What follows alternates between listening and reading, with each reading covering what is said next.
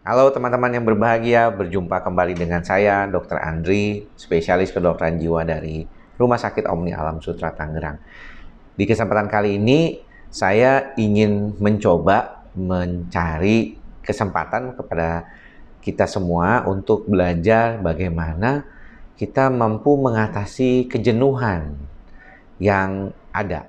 Nah, seringkali banyak di antara kita mungkin merasakan dalam beberapa minggu terakhir ini tuh kejenuhan yang luar biasa ya, berkaitan dengan kondisi yang terus-menerus terjadi di dalam kehidupan kita, pandemi yang belum usai, terus udah gitu juga nggak bisa kemana-mana ya. Banyak di antara teman-teman mungkin yang merasa kayaknya kok sulit nih untuk mencari nyamannya gitu ya, karena bosen di rumah aja, banyak kegiatan yang akhirnya tidak terjadi karena harus keluar rumah, nggak boleh, kegiatan di mal-mal juga ditutup, dan akhirnya membuat teman-teman banyak di rumah aja.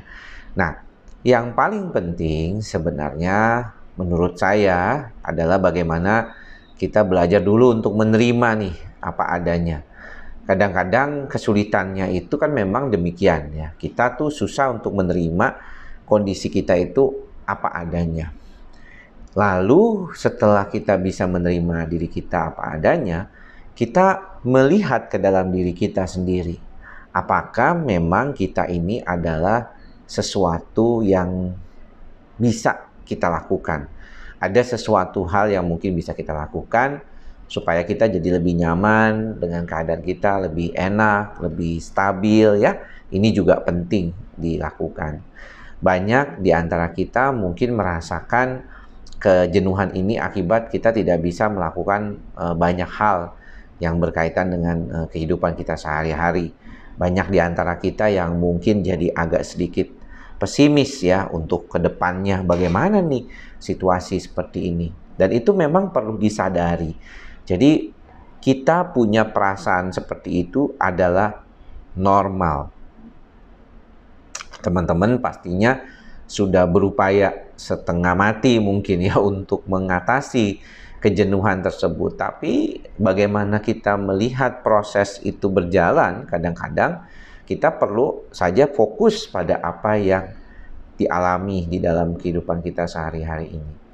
Banyak dari kita mungkin agak kesulitan ya ketika kita berhadapan dengan situasi yang menjenuhkan, terus kemudian apa yang kita harus lakukan.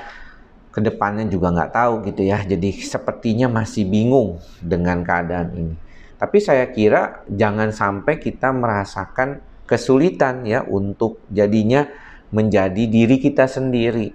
Jangan kita takut untuk menjadi diri kita sendiri dan mengeksplorasi hal-hal yang mungkin masih kita bisa lakukan. Ya, kadang-kadang hal-hal baru inilah yang mungkin harusnya diperbaiki. Saya tidak terlalu khawatir kalau anak muda ya, mungkin di usia 20-30-an, itu biasanya agak lebih mudah beradaptasi dibandingkan mungkin yang usianya 40 dan 55 ke atas, yang juga merupakan subscriber YouTube channel saya nih. Ya, saya lihat statistiknya di YouTube channel saya itu cukup lumayan, spreadnya lebih besar ya, dari usia 18 sampai 55 tahun. Kita tahu nih kalau di usia 18 sampai 30-an, anak-anak milenial mungkin tidak ada masalah. Mereka sudah terbiasa dengan penggunaan gadget dan kemudian juga tidak interaksi secara langsung tapi lewat media sosial. Tapi kalau orang-orang tua, ini yang susah.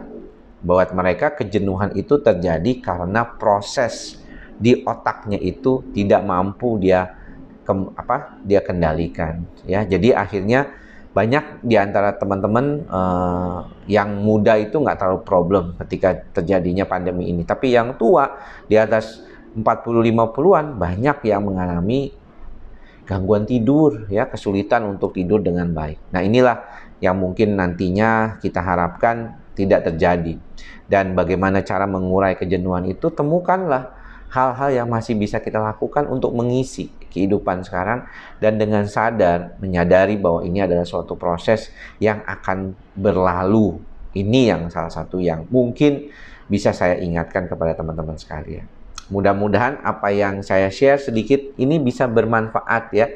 Saya juga tahu, saya juga mengalami kejenuhan kadang-kadang, tetapi saya berupaya sekali untuk terus-terusan membantu diri saya menjadi lebih baik. Teman-teman juga saya yakin pasti bisa ya membantu diri sendiri untuk melewati situasi ini dengan baik. Mudah-mudahan kita coba mencari cara untuk mengeksplorasi apa yang masih bisa kita lakukan. Ide kreatif kita, asalkan tidak mengalami kecemasan, pasti bisa muncul. Oke? Jadi, jadilah diri kita sendiri, beranilah menjadi diri kita sendiri, seperti tulisan di pojok kiri saya ini, yaitu Dare to be yourself.